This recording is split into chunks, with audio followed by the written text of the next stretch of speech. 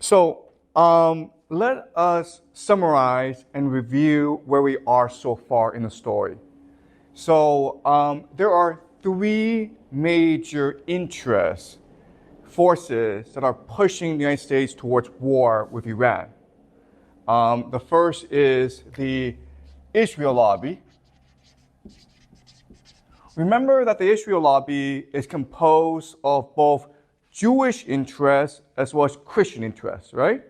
Representing the Jewish interest is something called AIPAC. And they have a membership of about 100,000. But they're very wealthy. There are many billionaires in this group. So this group has financial power. In fact, AIPAC is considered the second most powerful lobbying organization in the United States. The first is the pensioners, okay? There's about 30 million of them.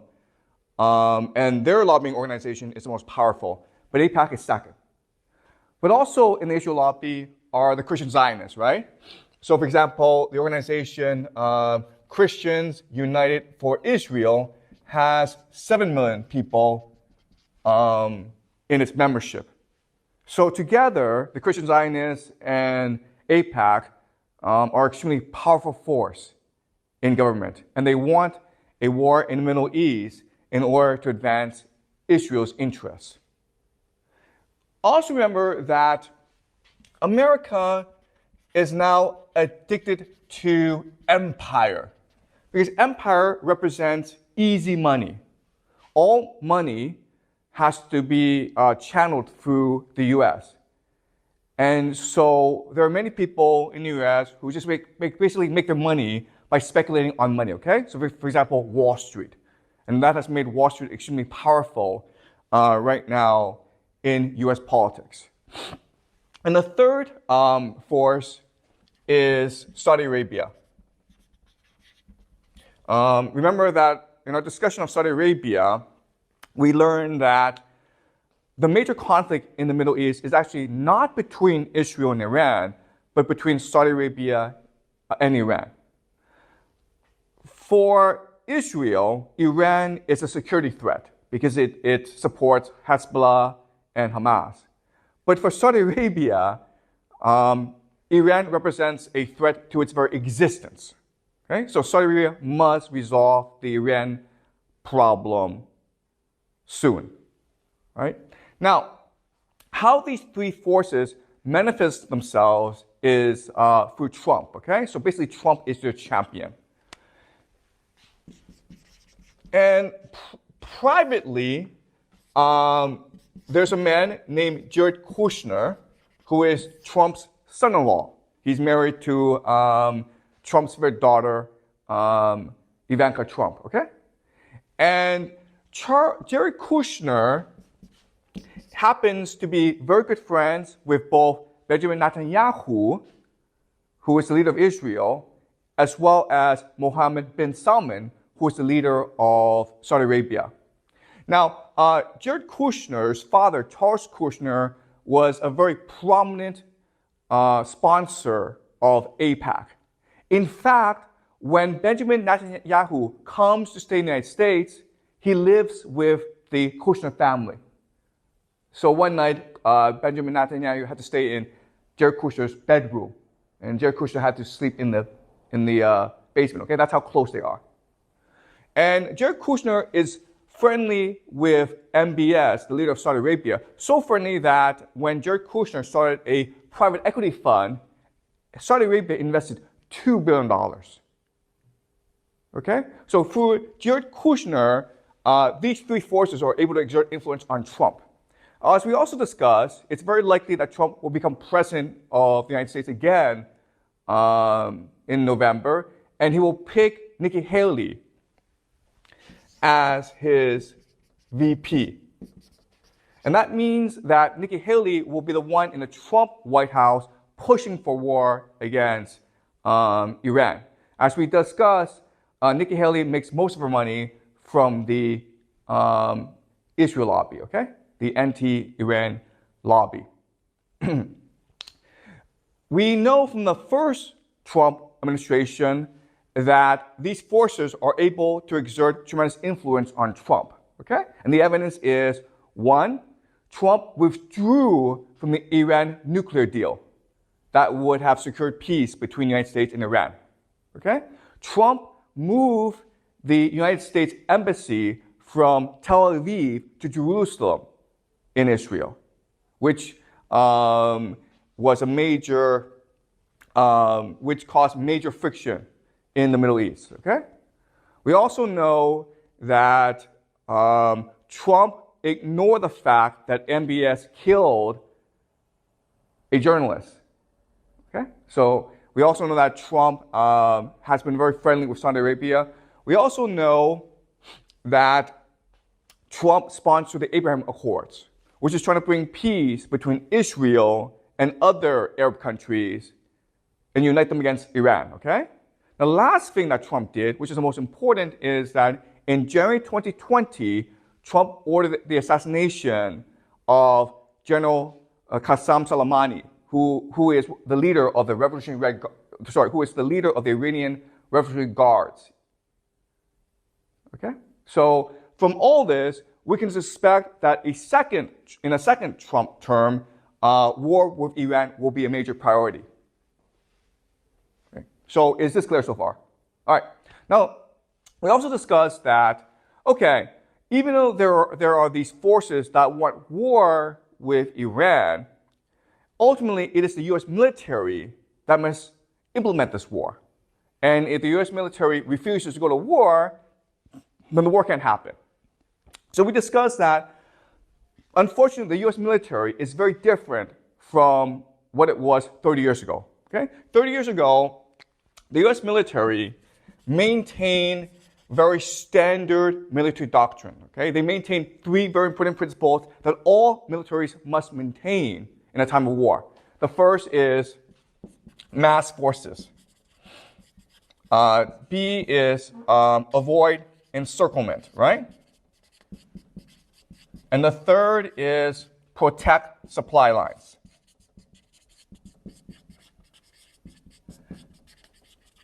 Now, the important idea is that when you fight a war like this, okay, which is traditional warfare, you must have the consent of the public, okay? Because it is the public that sends soldiers, that provides money, that gives you political support.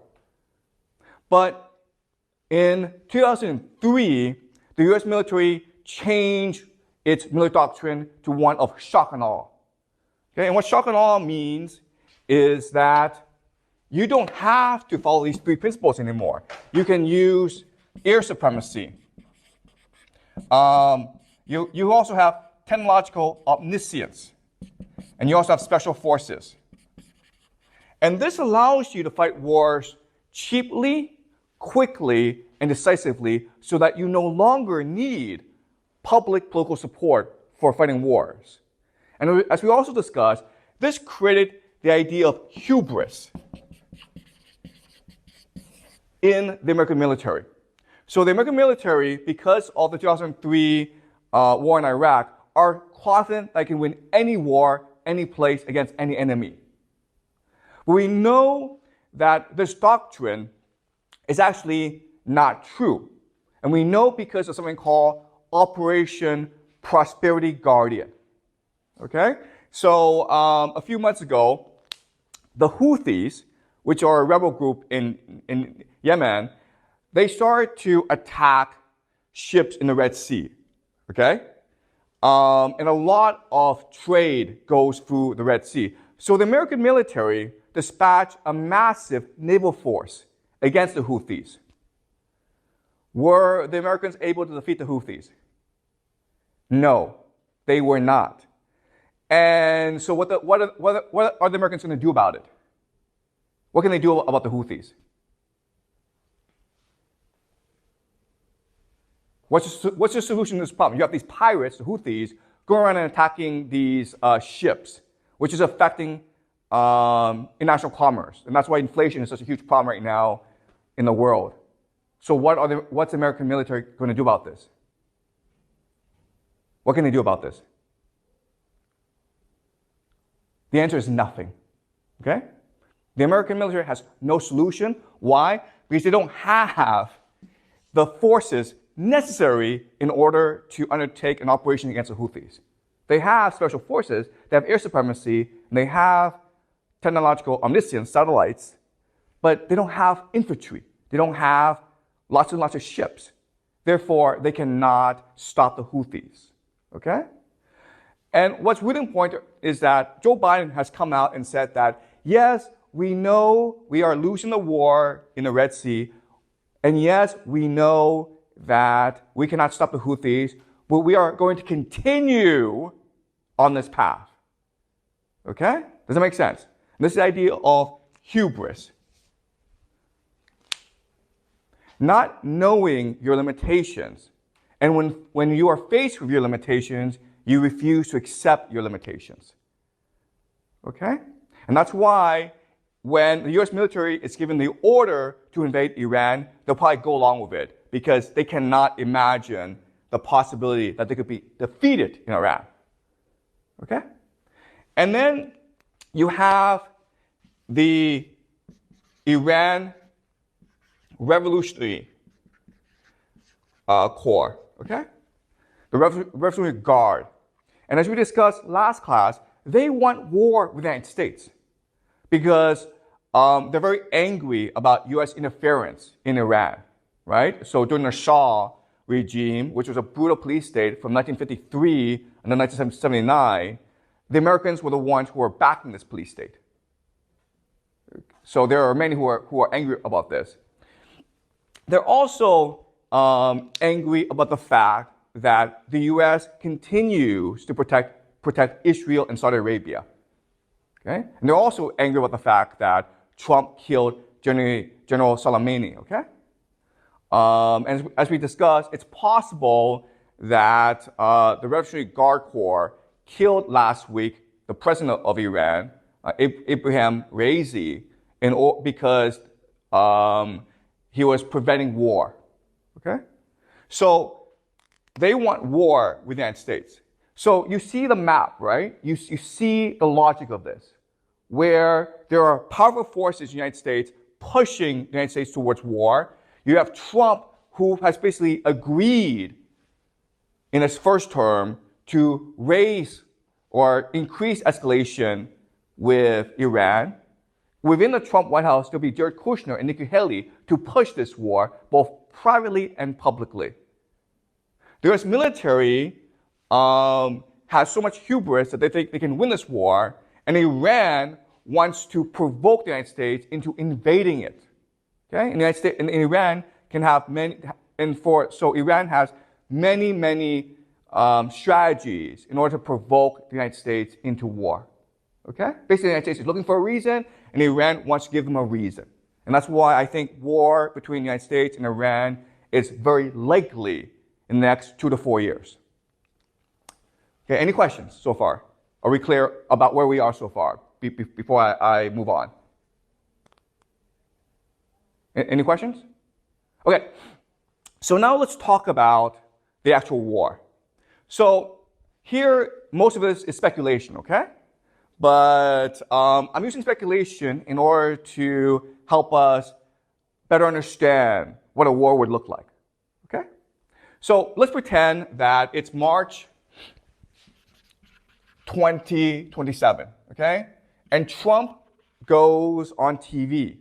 He announces Operation Iranian Freedom, a full-scale U.S. invasion of Iran, along with Israel, Saudi Arabia as its main partners, but the United Kingdom, UK will be involved, Australia will be involved, UAE will be involved, Poland will be involved. Okay, so you have many countries attacking Iran together. And Trump goes on TV and explains to the American public why the United States is fighting this war. Okay, and this is what Trump says. First, he says that for the past year, there have been violent protests in Iran. You have religious protests, you have political protests, you have ethnic protests. The Iranian people are sick of the Ayatollah. They are sick of the dictatorship. They want democracy. They want freedom. And in response, the Revolutionary Guard are killing thousands of protesters. Iran is on the brink of civil war. Therefore, the United States has an obligation to protect the people of Iran.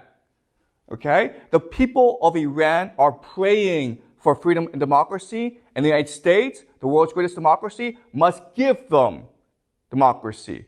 Okay? So the first reason is freedom and democracy.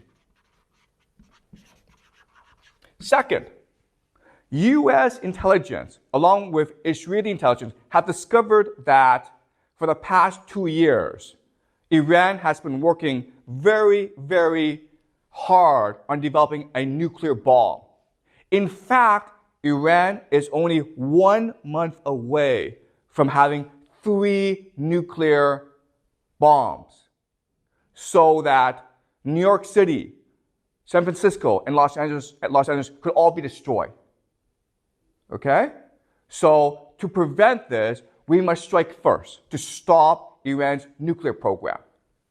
Okay? Third,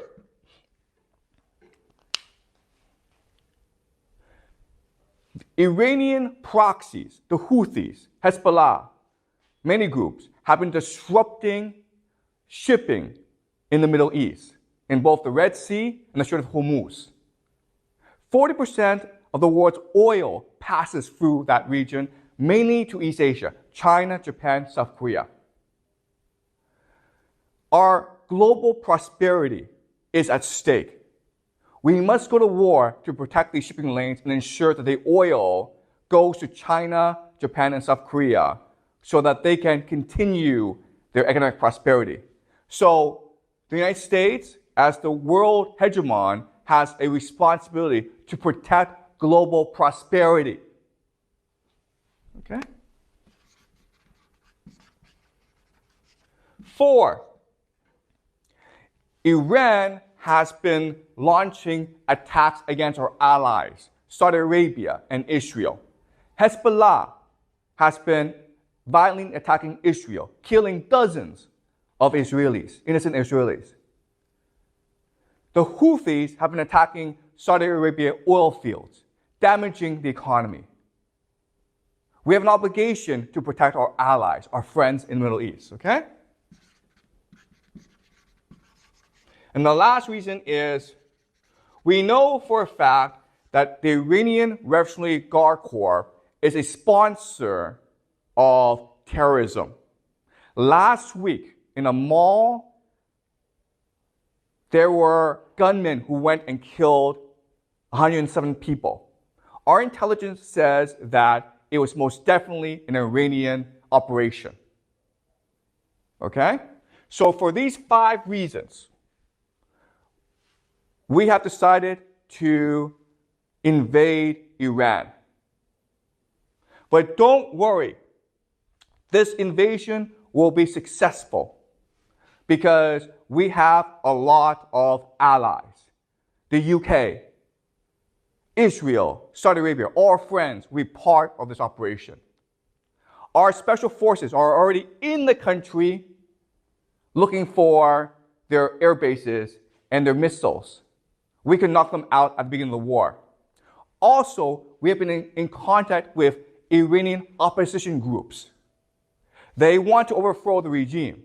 And when we help them, they will install democracy in the country.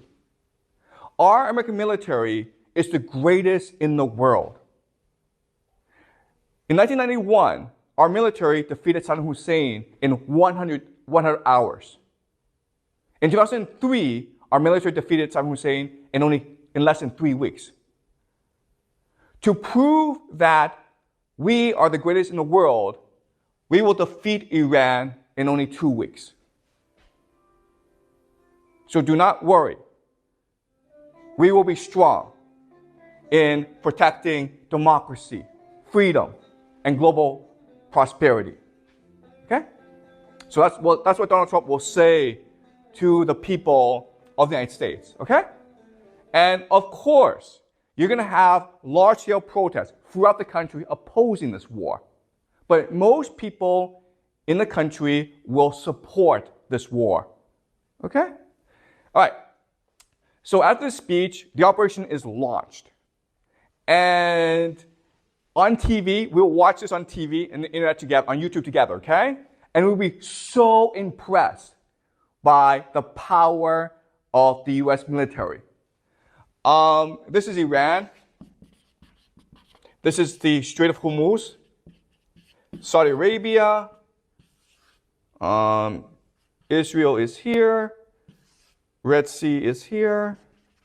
Iraq is here. Okay?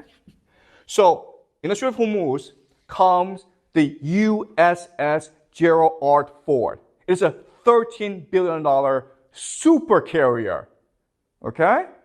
This thing is designed to destroy countries. It is now prowling the Strait of Hormuz to ensure that shipping is safe. America establishes air supremacy very quickly, okay? Meaning that it has complete control over the skies. Nothing can move in the skies without America detection, okay? And then a massive invasion force is sent to Iran in the south. 100,000 US troops land, maybe 200,000 Saudi Arabia troops land, okay? Maybe you have 200,000 to 500,000 troops in Iran. And they are about to strike Tehran in the north, okay? So in the south, the United States and its allies have established a foothold. They have a huge presence in the country, and they're about to attack Tehran, okay? All right. Do you understand what has happened? Okay. Now I want to ask you this question. At this point, I think the war has been decided. Who has won the war?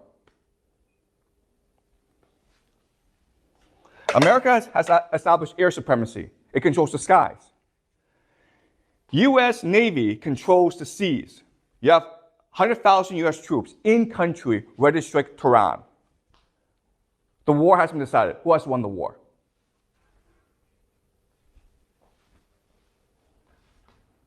Okay, obviously this is a trick question. Obviously Iran has won the war. Why? Why? What's the problem with this plan? Okay, this is typical American doctrine, shock and awe. This is how they fight wars. But there's a problem with this plan. What is it?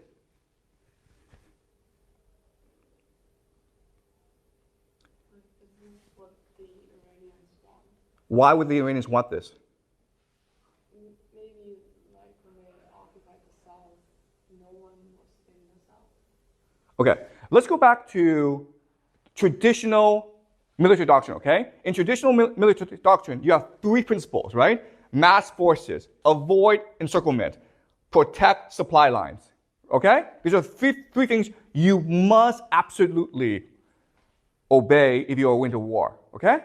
So using traditional military doctrine, explain to me why the United States has lost the war right now. Exactly. First of all, they're encircled, okay? Do you know why? Because Iran are all mountains. It's a fortress, okay? Meaning that to get these troops into the country, you have to airdrop them, right? But guys,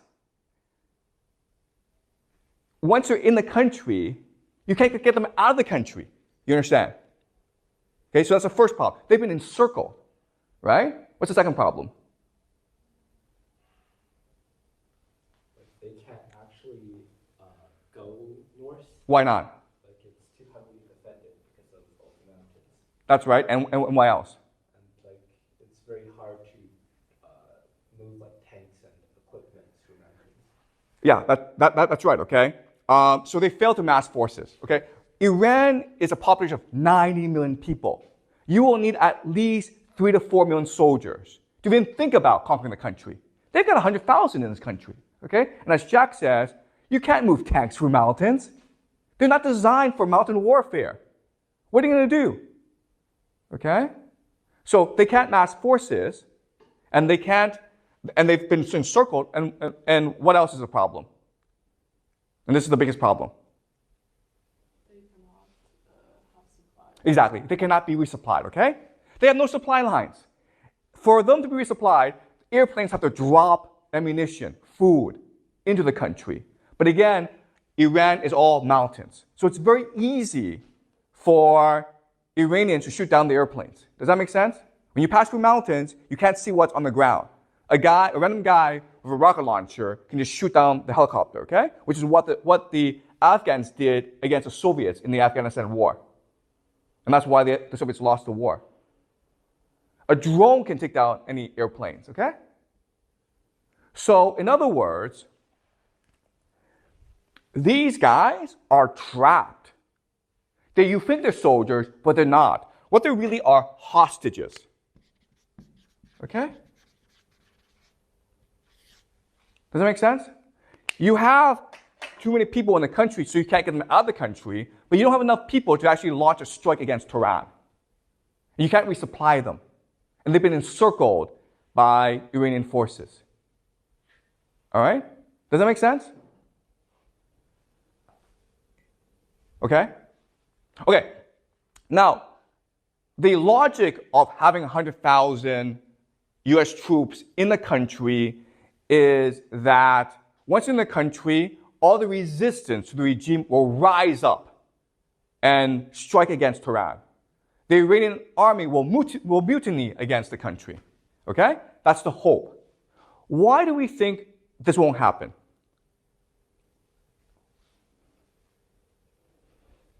Why won't the Iranians revolt against their government? They actually don't want to. Why don't they want to revolt? They hate American war.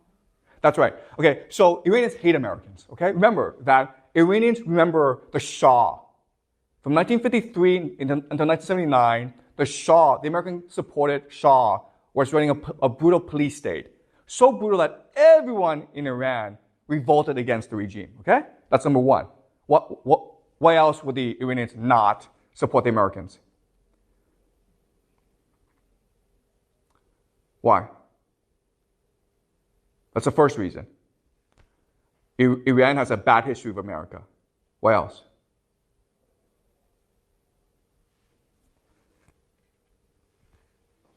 Guys, which country is next door? What happened in Iraq? America destroyed Iraq, right? From 2003 into 2011, America was there destroying the country. America said that it would bring freedom, democracy. It would bring prosperity. It would bring wealth. But instead, it just destroyed the country. American soldiers were running into houses every night, pointing guns at children, destroying homes, and arresting men for no reason, okay? Iranians saw all this on TV. They heard about all this from neighbors, okay? So they know that if America comes, it's to destroy the country, not to bring freedom, democracy, not to bring prosperity, it's to destroy the country. That's why they're going to fight, okay? And another reason is that Iranians think that they belong to a great civilization. So they value their freedom and independence. Okay, does that make sense? They're not going to submit to a foreign conqueror. So, why else would the Iranians resist? Okay. Also religion, right? The Iranians are religious. They believe that America is Satan, and they have a duty, a religious obligation to fight Satan, okay? So for many reasons, there's just no way that Iranian people are going to stand with America. You might have a minority, but most are going to resist, okay? Okay, so does that make sense? Okay, any questions so far? Why do the Americans think that they will rise up with them? Okay, so that's a great question. Why would the Americans think that the Iranian people will rise up? And the answer is that they need to justify the invasion. Does that make sense? They have to have a logical explanation for why this invasion will succeed. Because one of the criticisms against them will be like, you need 4 million people to invade Iran. They don't have 4 million soldiers. They have at most 1 million soldiers, okay, total throughout the world. They have about 60,000 in the Middle East. So they can't get 1 million soldiers. So their only explanation is, okay, well, we're going to pretend that once we invade, the people of Iran will support us. Do you understand? So it's not based on truth, but it's a explanation for why the invasion will succeed. Does that make sense? Yeah, but that was like what they tell the public, but do they actually believe it? Oh, that's a great question. Okay, so that's their propaganda. But do they actually believe this? And the answer is hubris, okay? They do believe this because they have hubris. And again, it's hard because we're not in their position. But once you're in that position where you have access to nuclear weapons, when you can kill anyone in the world, when you can see everything in the world, it makes you think you're God. Okay? And we remember, like last semester, we were reading the Greeks. And the Greeks believe the worst thing is hubris. Because it makes you think you're God. But you're not God. And you're going to get into a lot of trouble if you think you're God. Okay? Does that make sense? Okay. All right. Any more questions? And why do the U.S. think that Iran will use their nuclear bomb if they create one? Because many countries have nuclear bombs. Okay. So, Trump says that Iran is 1 month from developing a nuclear bomb, right? America has been saying this for the past 10 years. Okay? You just Google this, and America's like, oh, Iran is only 1 month away from a nuclear bomb. They've been saying this for the past 10 years. So, do you understand? When Trump gives a speech, there's absolutely no evidence that any of this is true, okay? But this is how he will explain the invasion. Okay? All right? And chances are that even if Tehran possess a nuclear bomb, they won't use it. Why not? That gives America a reason to use its bomb. That's right. The reality is that there's only one way that America can win this war against Iran, okay? They can just nuke the country. And America will do that if it has enough, if it has a pretext, okay? So nuclear weapons is something that Iran is very afraid of, okay? So does it make sense? All right. So this becomes, so American soldiers are trapped in this country. Okay? So now the question then is, wait a minute here. Why would America do something so stupid as send 100,000 soldiers into the country for no reason and get them trapped? Okay? So that's a question. And what I want to do now is make you the argument that there are two ways that we can prove or provide evidence that this is true, okay? The first is historical analysis.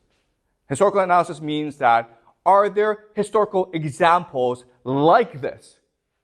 Okay? Are there historical analogs? If there are, then this could be true, okay? The second method is through game theory analysis. Why would the actors who are rational do something as stupid as trap 100,000 American soldiers in Iran? All right? So we'll first do historical analysis to find historical analogs, examples, sort of similar to this.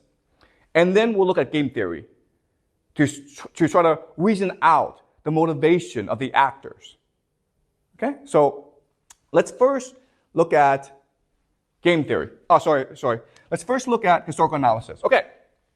So the year is 415 BCE, okay? In Athens. Remember that we studied Thucydides, the Peloponnesian War, last semester, okay? So we will now discuss the Peloponnesian War. The year is 415 BCE.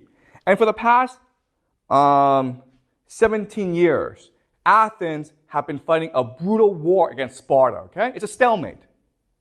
And then for whatever reason, a man named Alcibiades, okay, has a suggestion. Okay, and his suggestion is to win the war against Sparta, let's go invade Sicily. And Nicias, his opponent, is like, why the hell would we want to invade Sicily? It's far away. And Alcibiades is like, well, because it has a lot of money. And if we invade the country, we can take their money. Okay?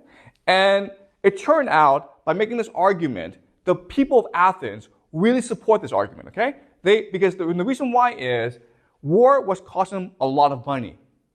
And they become addicted to the easy money of empire. Okay? So they wanted to fight this war.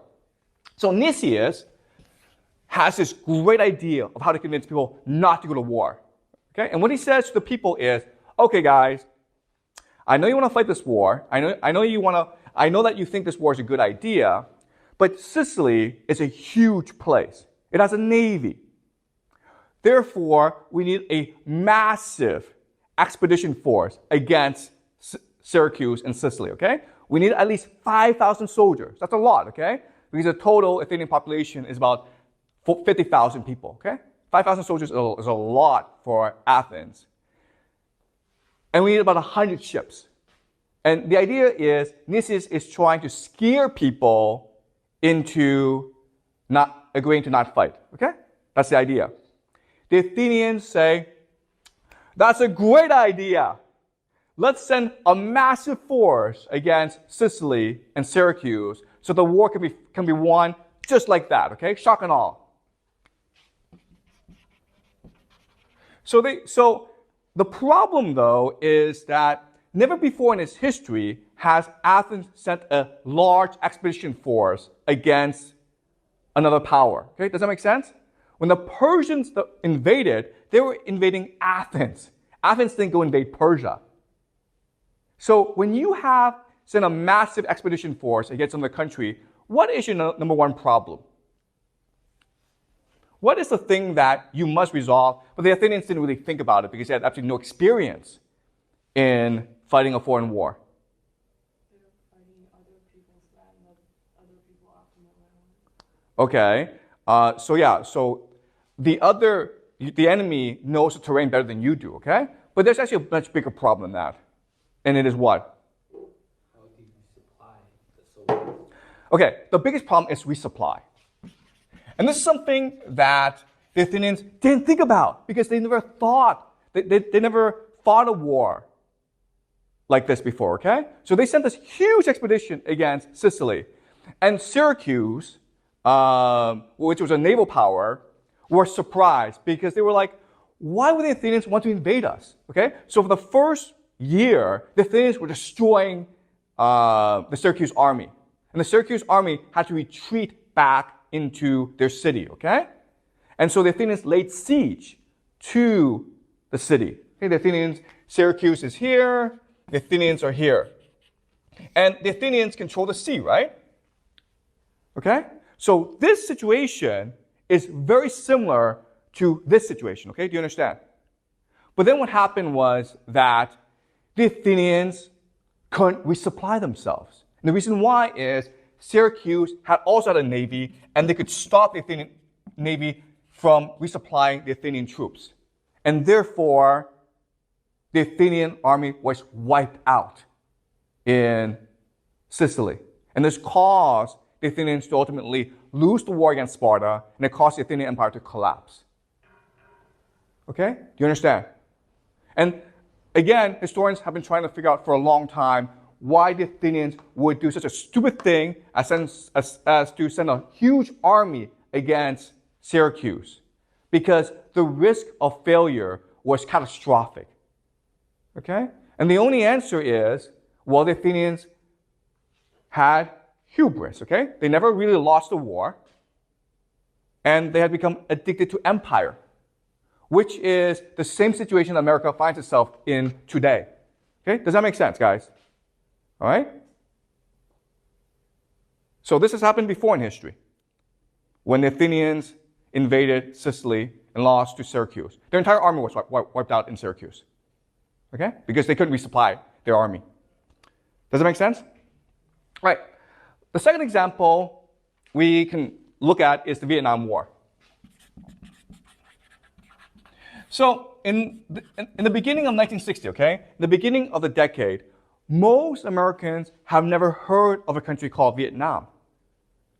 Okay? Most Americans didn't know what it was, didn't know where it was, okay? By the end of the decade, in 1969, 500,000 American soldiers were in the country, destroying everything, okay? But also getting destroyed themselves. 58,000 US soldiers died in Vietnam. So the question then is, how did this happen? Why would this happen? 1960, Vietnam was a distant country no one's ever heard of. By the end of the decade, 500,000 US soldiers were in country fighting this war against an enemy they really didn't know. Okay? In 1971, the Pentagon Papers came out. And the Pentagon Papers was a history of America's involvement in the Vietnam War dating back to the 1950s, okay? And it made 3 major points. The first point is that American leadership, military leadership, has been expanding the war in Vietnam without public knowledge, okay? This is what we call mission creep. So maybe at first they sent some observers to the country, then they sent some advisors, then trainers, then soldiers, okay? So mission creep. Slowly over time, things escalate. And you don't really understand why things escalate, but they do, okay? Second point is that American leadership, from very early on, knew the war was unwinnable. This was the greatest military in the world. They dropped more bombs in Vietnam in the 60s than all bombs were dropped in World War II, okay? And they could not win the war. And the reason why is, to win a war, you have to solve 3 problems, okay? Okay? The first problem is clear strategy, okay? What are you trying to accomplish in this country? What are your clear military objectives, okay? Second is, you must adapt to the battlefield, okay? Because all your best plans will change over the course of the battle, okay? So the adversary that is most willing to adapt to the battlefield will win, okay? And the third thing is the will to fight. So if you want to look at a war and who's most likely to win the war, you ask these 3 questions. 1, does this guy have clear military objectives that everyone understands? Because that will determine strategy, okay? Second is this guy adapting to the battlefield? And the third is this guy, does this guy still have the will to fight?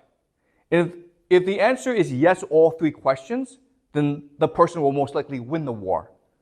Okay, and if you look at the Vietnam War, even though America was killing a lot of people, it killed 3 million Vietnamese during the course of the war, it was not destroying the enemy's will to fight. In fact, it was making them angrier. And therefore, more people were willing to fight the Americans. Okay? So very early on, the American political leadership knew the war could not be won. So then the question then is, why did America stay in the war? And the answer is credibility. Okay? Credibility just means they didn't want to lose face. They didn't want to be laughed at by the Chinese and by the Soviets and by the Europeans, okay? But there's actually another way to understand credibility, and it's what we call the sunk cost fallacy. Okay? Have you guys heard of the sunk cost fallacy? Okay, and the idea is never ever go into a casino. The reason why is that when you go into a casino and you start losing money, at some point you cannot leave the casino. Why not? You feel like you've lost so much, so now you have to make it back. Exactly. You want to reclaim the money you've lost, okay? You've invested so much that you cannot leave. You have to get that money back. And that's the problem with war. Eventually, you've invested so much, you cannot leave the war. And that's what happened in Vietnam. America invested so much, it it didn't want to lead the war because it did not want to admit that all this has been lost. Okay, it's what we call the sunk cost fallacy. And that's why, even though America could not win the war, it still wanted to fight the war. Okay, does that make sense? Okay, so the Vietnam War is another example, okay, that is similar to this, where America invests enough soldiers that it refuses to lead the war and admit defeat, okay? Does it make sense, guys? All right. Now, let's look at one more example. And this is the most recent example, and it's the Russian-Ukraine war. Now, as you know, in February 2022, Putin ordered a special military operation against Ukraine. Okay? And this is Ukraine. And Russia attacked from three axes. Okay? The north to take Kiev, the capital. You have the east to take Donetsk. And then you have the south from Crimea to take the south. Okay? And as we know, the north failed. Okay? The north attack failed and the Russians had to turn back. But the east and the south were successful, okay? Now, let's think about this. You have an extremely powerful military attacking your country, the Ukraine. If you were the Ukrainian president, if you were the Ukrainian military, there's really only one way you can fight this war and win. And what is it? Using traditional military doctrine. How much you fight this war? You guys know? Let's go back to mass forces, avoid encirclement, protect supply lines. How much you fight this war? There's only one way you can fight this war. Stop the enemy supply. Excuse me?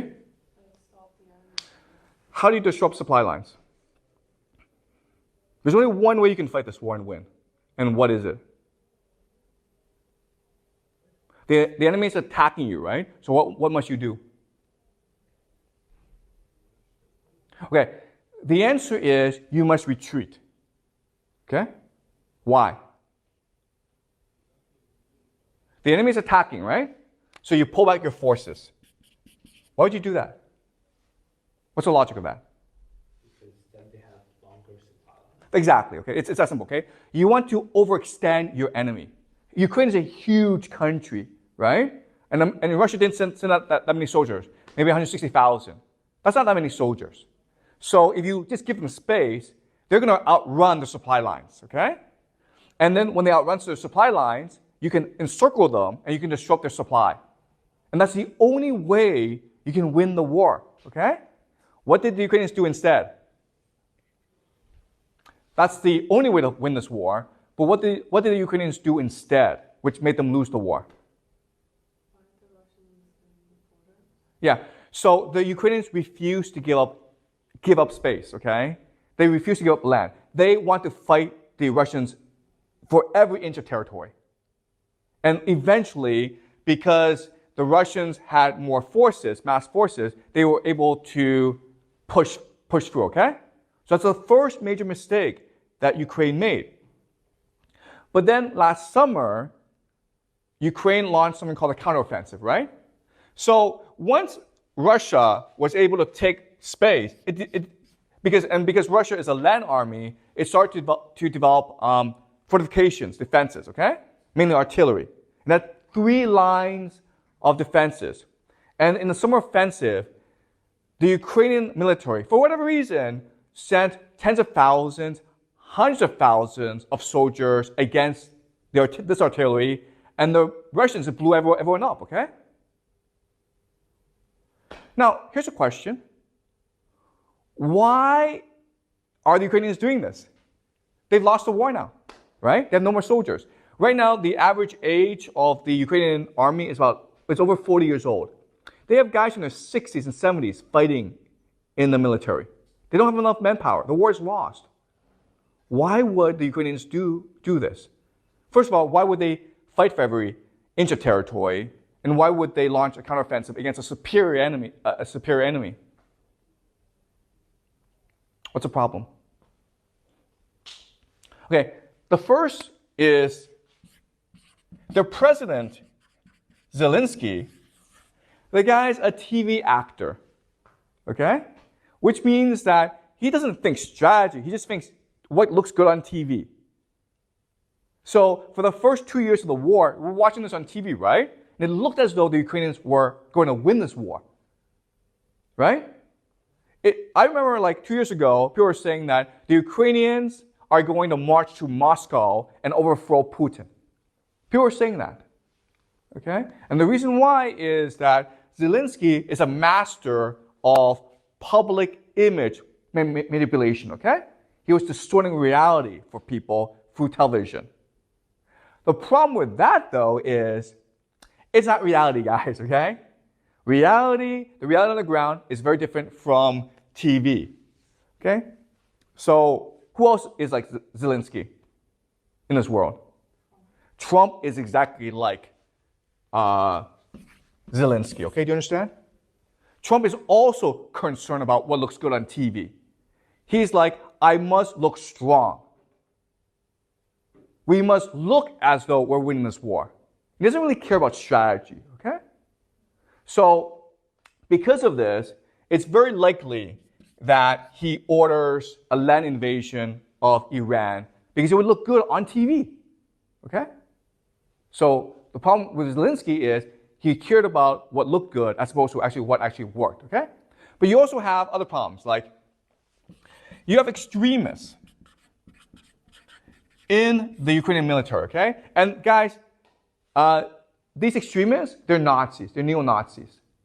And so the traditional understanding of Nazis are people who kill Jews, okay? But the Russians don't understand Nazis that way because remember, Germany and the Soviet Union fought this war. So the Russians understood Nazis to be enemies of Russia who want to kill Russians.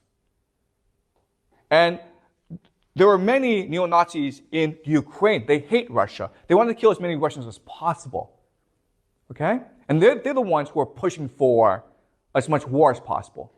Okay? So you have these extremists in the Ukrainian military.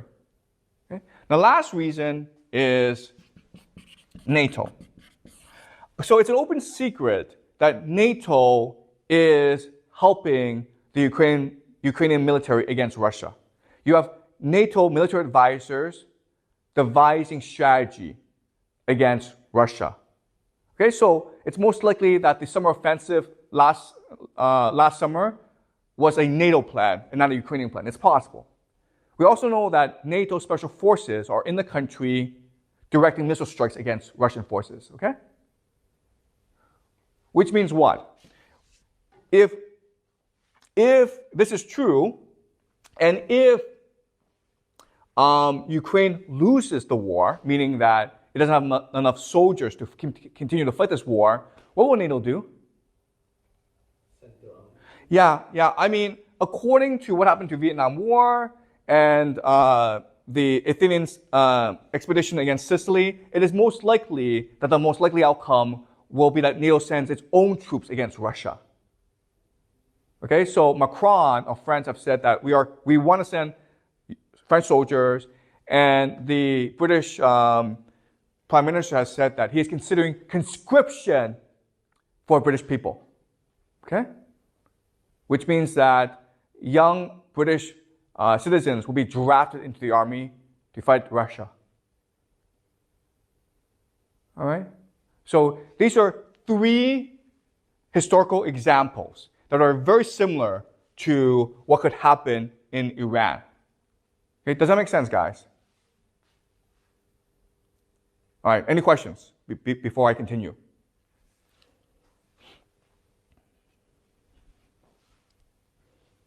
All right, is this clear so far? All right, now let's use another mode of analysis called game theory analysis, okay? And this is what I've been teaching you this semester. And the idea is that society, what happens in the real world, is a game among human beings. Okay, and each person is trying to play this game as to optimize the outcome for that person. Okay, so the question then is, Why would the United States send 100,000 troops into Iran? So let's look at the individual motivations of the individual players, okay? So you have the United States. What does the United States want to do? What does it want to do? Prove that they are so strong By doing what? and invading Iran. And accomplishing what? It wants to topple the regime in Tehran, right? And you can only do that through a ground invasion, okay? So the United States is trying to topple Iran. But then you also have other actors, okay? So Iran. What does Iran want to do? What does Iran want to do? Or basically the Revolutionary Guard Corps. What do they want to do? Right? They want to kill as many Americans as possible, okay? Do you understand? They want to force an American land invasion, okay? So Iran wants to force a U.S. invasion, knowing that if the U.S. invades, it has to lose the war, okay? It will lose the war because the Revolutionary Guard can just send suicide bombers against the United States, okay? Now let's look at Israel. Okay? We know that the United States wants to topple Iran. We know that Iran wants to force a U.S. invasion to defeat the Americans, to humiliate the Americans, and exact revenge for what happened in the past. Okay? What does Israel want to do? What is Israel's optimal outcome? Do you guys know?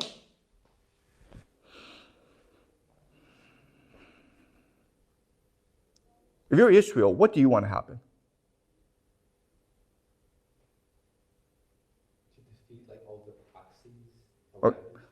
Okay, so you want Iran defeated, okay? And then what do you want to happen? You want Iran defeated, you want the proxies defeated, and then what do you want to happen?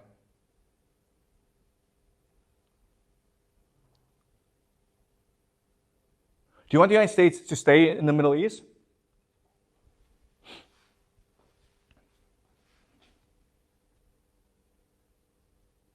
What happens if the United States and Iran both lose the war? I mean, Iran is destroyed as a country, the United States is destroyed as a military presence in the Middle East. What would happen? Israel becomes the top dog in the Middle East. Do you understand? Okay? Israel can now control the entire Middle East. So the optimal outcome for Israel is Iran and the United States are both destroyed. Okay? Do you understand? How about Saudi Arabia? What is their optimal outcome? Exactly the same as Israel. Exactly. Okay? Do you understand? Okay? Which will leave the Middle East to Saudi Arabia and Israel, but Israel is a far superior military than Saudi Arabia. Okay? Remember, it's very easy to blow up Saudi Arabia. They have oil fields. Okay? Not that easy to blow up Israel. So Israel becomes a top dog. Do you understand game theory? In other words, all the major participants want an invasion of Iran. Okay? But they want different outcomes. And Saudi Arabia and Israel most benefit if this situation happens, where you have 100,000 US troops in the country and they can't get out, okay? Because it becomes sunk cost fallacy. The United States can only pour in more soldiers. Okay, does that make sense? All right. So is this clear to you guys? Okay? You can either use historical analysis to get to this outcome, but you can also use game theory to get to this outcome. Any questions so far?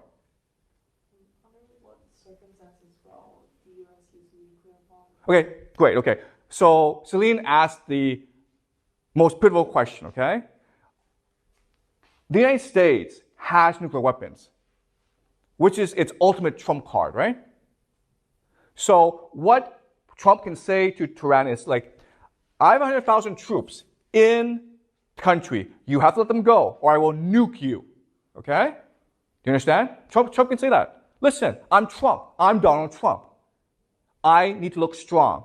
I have 100,000 troops in the country. I can't get them out of the country. So he says to Tehran, you either let them go, Okay? You either guarantee him safe passage out of the country, or I will nuke you. Right? So that's what will happen. That is what Donald Trump will do. Once the situation arises, the only way for Donald Trump to save face is to threaten Tehran and says, you either let my guys go, or I will nuke the entire country. Right? So, how does Tehran get out of this situation? How do the Iranians protect themselves against this possibility? Because you're absolutely right. This is exactly what will happen if this situation will arise. Trump will respond with nuclear weapons, or the threat of nuclear weapons. So what must the Iranians do to protect themselves against this possibility? Who can help the Iranians now? Russia. Okay, do you understand? So before this war happens, Iran and Russia must come to an agreement where Putin says from the onset, no one is allowed to use nuclear weapons. Okay? If Iran uses nuclear weapons, I will nuke Iran. If the United States uses nuclear weapons, I will nuke the United States. If Israel uses nuclear weapons, I will nuke Israel. Okay? If Putin says that, how will the world react? If Putin says this, you are not allowed to use nuclear weapons, how will the world react? He's a hero, right? He saved humanity. But because he says this, the United States is now trapped. Okay? You understand? And so this becomes a black hole for the United States, where they can only send in more troops. They can't get any troops out. They can only send in more troops. What's the problem with this? What's the problem with sending in more troops? No, there's actually a huge problem with this idea of sending in more troops. What is it? Okay, you can't, no one wants to go fight, you understand? The military cannot recruit soldiers. All right? But even if you did have enough troops, as Jack says, you can't resupply them. Why? Why can't you actually resupply your army? Why not?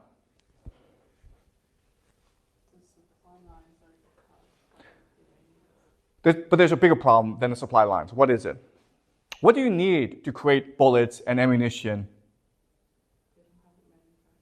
America has no manufacturing capacity because America moved all its manufacturing capacity to China.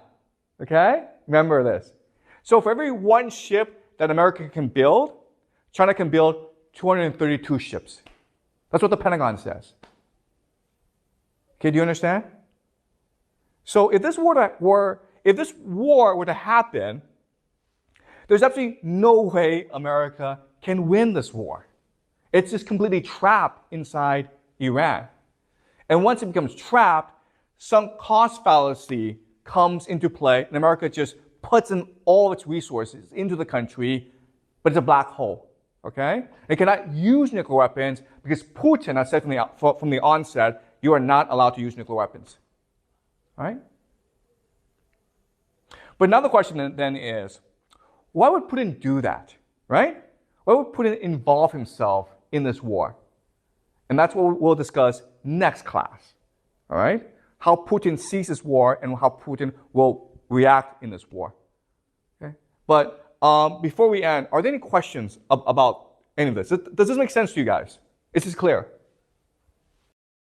Please, if today is your first time coming to this channel, then don't forget to subscribe to this channel and turn on the notification button so that anytime I upload any great content, you will be notified.